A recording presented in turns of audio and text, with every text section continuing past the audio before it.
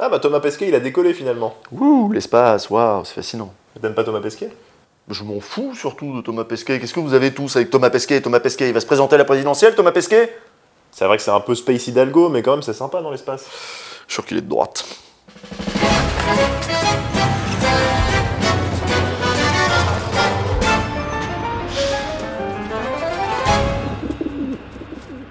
Bon alors, vous avez vu la justice laxiste là dans l'affaire de Viry-Châtillon? Ouais, Taubira, démission. Hein, vous avez pas pu louper ça, il y a eu des manifs de flics un peu partout, c'est impressionnant. À l'annonce du verdict du procès en appel des accusés de l'affaire Viry-Châtillon, les syndicats de policiers se sont dit outrés par la clémence et le laxisme de la justice. On trouve ça évidemment beaucoup trop clément. C'est quoi ça, Qu'est-ce que ça veut dire? C'est porte ouverte à tout, hein. C'est vraiment n'importe quoi. Hein. En première instance, sur les 13 accusés, 8 avaient été condamnés à des peines de prison allant de 10 à 20 ans. Mais samedi 17 avril, la Cour d'assises des mineurs de Paris n'a condamné que 5 de ces accusés à des peines allant cette fois-ci de 6 à 18 ans de prison. C'est trop peu pour ces policiers encore sous le coup de l'émotion provoquée par cette attaque qui avait eu lieu en octobre 2016. Il y a une banalisation des gestes qui sont faits contre les policiers. Là, en ce moment, c'est les tirs de mortier, ça devient banal, on voit effectivement dans la presse, mais il y a personne qui s'insurge au-delà.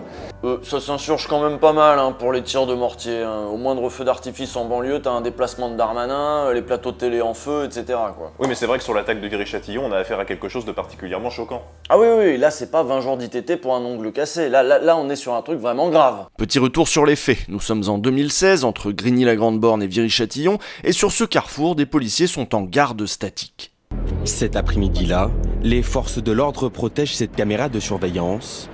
Depuis son installation, elle dérange les trafiquants de drogue de la Grande Borne, une des cités les plus sensibles d'Île-de-France. Attends, ils surveillaient une caméra qui surveillait le carrefour? Oui, ça a l'air con comme ça, mais c'est exactement ce qu'ils étaient en train de faire. En gros, pour protéger cette caméra, on les a laissés, eux, visibles et vulnérables, et c'est là qu'ils se sont fait attaquer. Des jeunes, armés de cocktails Molotov, attaquent les forces de l'ordre bloquées à l'intérieur de leur véhicule. Au total, 4 policiers sont brûlés, dont un grièvement.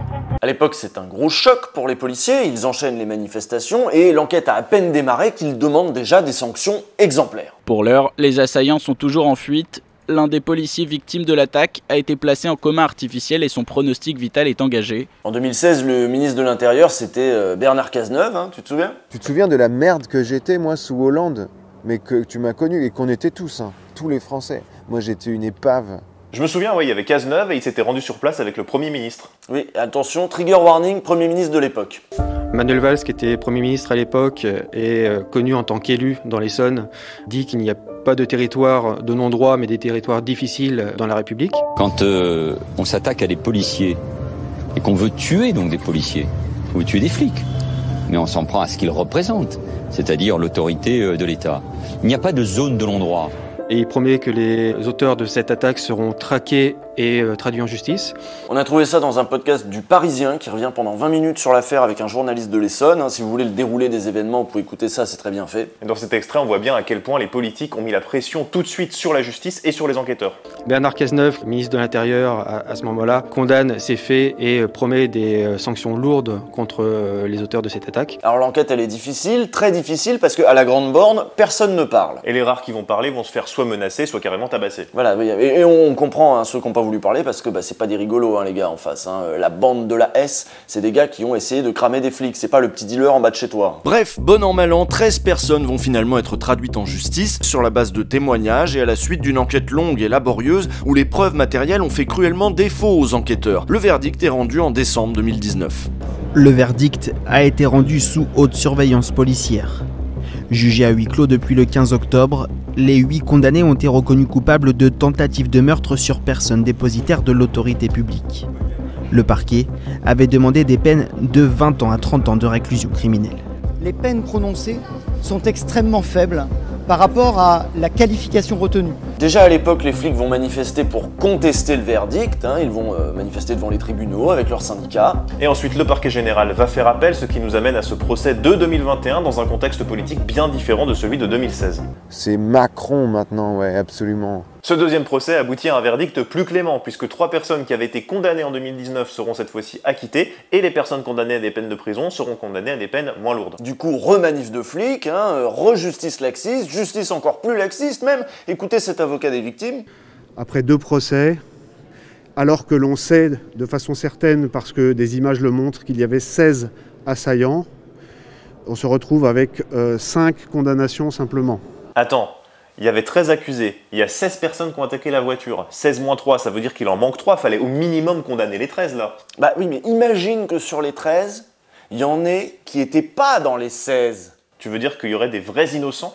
Eh ben, en tout cas, c'est ce que semble avoir dit la justice au terme de semaines de procès. Ah non, mais c'est vraiment le laxisme là. Pour la défense, c'est une délivrance. C'est évidemment un immense soulagement pour la défense, un démenti cinglant de cette enquête qui est pour, à mon sens, une des plus grosses erreurs judiciaires de ces 10 dernières années, à minima. Comme on vous l'a dit, l'enquête a été laborieuse, hein, c'est pour ça que les preuves manquent, mais il faut aussi comprendre que les enquêteurs ont travaillé sous la pression. Je pense qu'il y a eu à l'époque sur les fonctionnaires de police une pression colossale, considérable, politique, médiatique, de devoir trouver des coupables à tout prix. C'est une enquête difficile et donc elle va piétiner, et je pense qu'il va falloir avoir des noms à tout prix. Les policiers voulaient des noms, 16 noms dans l'idéal, alors ils en ont que 13, mais même ces 13-là, ils ont été obtenus au prix de quelques arrangements avec la vérité. C'est ce qu'on apprenait sur Mediapart la semaine dernière, hein. Des procès-verbaux ont été modifiés, les dénégations des suspects n'ont pas été enregistrées, et ça on le sait parce qu'il existe des vidéos de ces interrogatoires, et ces vidéos ne correspondent pas totalement au compte-rendu écrit. Et ça va même plus loin que ça, à un moment, croyant la caméra éteinte, 2 enquêteurs parlent entre eux d'un suspect, Dylan. Je reste convaincu que lui, il n'a pas participé. Son collègue partage sa conviction, mais prône de ne pas en tenir compte. Faut le rattacher au truc, à la procédure. Dylan a passé 18 mois en prison, il fait partie des acquittés de 2019. Mais un autre jeune, Foued, a passé lui plus de 4 ans en prison sur la base de ces procès-verbaux bidonnés. Entre moi avant et aujourd'hui, depuis cette histoire, je suis plus le même.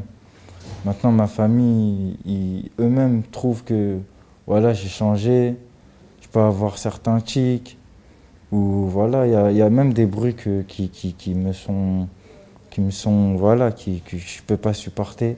La justice, c'est compliqué, il faut des preuves, et s'il faut des preuves, c'est parce qu'on peut se retrouver à condamner des innocents. Donc, critiquer des décisions de justice comme ça sur les plateaux sans avoir assisté au procès, sans connaître le dossier, c'est irresponsable. C'est ce que rappelait l'avocat Hervé Temine au micro de Sonia Mabrouk, qui avait pris, elle, évidemment, fait les causes pour les syndicats de police. Vous comprenez l'indignation, vous comprenez l'émoi, vous comprenez l'émotion aussi des policiers. Bah, bien sûr, je vous l'ai dit, je la comprends, mais je considère que il ne faut pas remettre en cause une décision de justice qui a été rendue, me semble-t-il, dans des conditions non seulement de grande légalité, mais probablement dans le cadre d'un procès qui a été très bien tenu. On peut même aller plus loin, sur ce coup-là, le travail de la justice a été beaucoup plus serein que le travail des enquêteurs. Et ça choque personne, ça, des policiers qui construisent des coupables, tout ça parce qu'on leur a demandé de remplir les bancs des accusés, parce qu'ils ont quand même délibérément envoyé des innocents devant les tribunaux. Eh ben écoute, c'est pas ça qui choque le bourgeois, hein. Écoute ce qu'a proposé Xavier Bertrand. On s'attaque à un policier, à un gendarme, un pompier ou un maire, il y aura une peine de prison automatique. Donc avant le procès, avant qu'on juge les gens. Oui, c'est tellement con que même Darmanin l'a recadré, mais écoutez la suite. Si ce que je propose était en place, il n'y aurait pas pu y avoir d'acquittement. Quoi? Ça veut dire que vous, président, cela aurait changé? Il n'y aurait pas eu ce verdict? À partir du moment où vous avez une peine de prison automatique minimum, il ne peut pas y avoir d'acquittement, même s'il y a l'individualisation des peines. Donc voilà, avec Xavier Bertrand président, il suffira d'être accusé pour avoir un an de prison gratos. Bah on pourrait faire pareil avec les politiques, hein. Dès qu'ils sont accusés d'un truc par Mediapart, ils font 1 an de prison automatiquement. Voilà, allez, Zou, Sarkozy, prison, Darmanin, prison, Xavier Bertrand. Est-ce qu'on a quelque chose sur Xavier Bertrand? Pas encore. Eh ben on va trouver, Fabrice, tu te mets sur le coup, Fabrice, tu me le mets sur écoute, tu fouilles ses poubelles, il a le cul trop propre, c'est suspect, il est passé par l'UMP quand même, ça cache quelque chose. Toute la classe politique s'est emballée dans l'affaire Viry-Châtillon. C'est une très bonne affaire pour mesurer à quel point le climat politique a changé en France. On va réécouter Manuel Valls, le Manuel Valls de 2016. Si, on va réécouter Manuel Valls. On s'attaque à des policiers et qu'on veut tuer donc des policiers, on veut tuer des flics, mais on s'en prend à ce qu'ils représentent, c'est-à-dire l'autorité de l'État. Il n'y a pas de zone de non-droit. Il n'y a pas de zone de non-droit. C'est intéressant ça, parce qu'aujourd'hui on a changé de rhétorique. Ouais, on parle de territoire perdu et même de reconquête républicaine. Voilà, aujourd'hui on est sur un vocabulaire beaucoup plus guerrier. Hein. Il y aurait des zones de non-France, des zones d'anti-France presque en fait. On a complètement switché sur le vocabulaire des fachos. Mais en 2016, même les syndicats de police n'allaient pas aussi loin. Écoutez Claude Carillot du syndicat Alliance. En 2016, il était interrogé par un journaliste qui relayait les inquiétudes des Républicains. Eux étaient déjà sur la rhétorique des zones de non-droit. Lorsque vous entendez cette polémique entre le parti Les Républicains et le gouvernement. Est-ce que vous estimez aujourd'hui qu'il s'agit d'une zone de non-droit ou pas ? Mais écoutez, nous, on n'a pas rentré dans ces considérations-là. Nous, on doit dire les difficultés que nous rencontrons dans cette cité et dans tous les territoires du département de l'Essonne. Et aujourd'hui, la difficulté, c'est qu'on ne nous donne pas les moyens de travailler. Et ça, la colère est grande. Ici, le syndicaliste répond comme un syndicaliste. Il parle de conditions de travail, il conteste les ordres absurdes et les tâches ingrates. Vous vous souvenez quand on disait que c'était con de mettre 2 voitures pour surveiller une caméra qui surveillait un carrefour? Bah lui, il dit comme nous. On demande des réponses concrètes sur les tâches indues, notamment ces fameuses gardes statiques que nous ne voulons plus.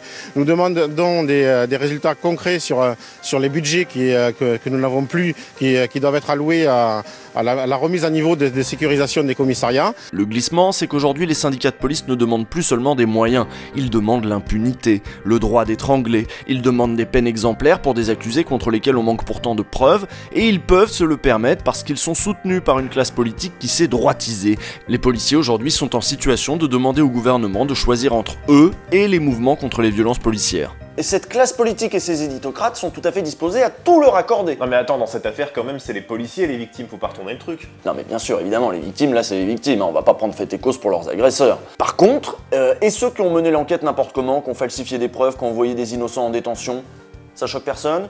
On dit rien? Ça aussi ils ont le droit de le faire? Parce que ça aussi c'est un sujet, c'est même un sujet récurrent dans les affaires d'outrage, de violences policières, d'arrestation de dealers, et il semble que ce ne soit jamais le bon moment pour poser la question.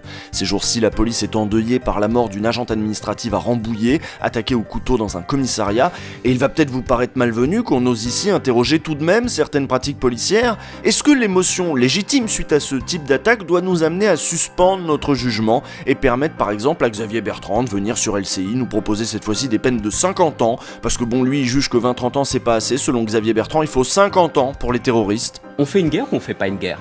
Si on fait une guerre, on se donne les moyens de réussir. Est-ce qu'on est en guerre? On est dans une guerre perpétuelle en fait. Sauf qu'il faut choisir entre le droit de la guerre et son état d'exception permanent, ou alors l'état de droit. Dans un état de droit, par exemple, quand un jeune homme fait 4 ans de prison sur la base d'une enquête de police bidonnée, la police doit rendre des comptes. Il y a 3 jours, on a appris que l'IGPN se refusait à ouvrir une enquête sur l'investigation menée dans l'affaire de Viry-Châtillon, malgré des auditions manipulées et une déontologie mise à mal. C'est pas moi qui le dis, c'est le point. Sauf que vu le contexte, il est probable qu'on continue d'ignorer ce genre de dérive. Il faut choisir son camp, où on est avec les terroristes et les malfrats, où on défend la police quoi qu'elle fasse, quelles que soient ses pratiques. C'est pas juste qu'on s'en fout, c'est même qu'on les justifie ces pratiques. Parce que le directeur général de la police nationale, après les révélations de Mediapart, il a assuré qu'il soutiendrait de toutes ses forces ces enquêteurs, quoi qu'il arrive. Voilà, et Darmanin les soutiendra, et Xavier Bertrand, et Sonia Mabrouk, et Valérie Pécresse. C'est politique tout ça, on s'en fout du droit. Parce que, rappelez-vous, quand le système tient par sa police, c'est la police qui tient le système. À lundi prochain.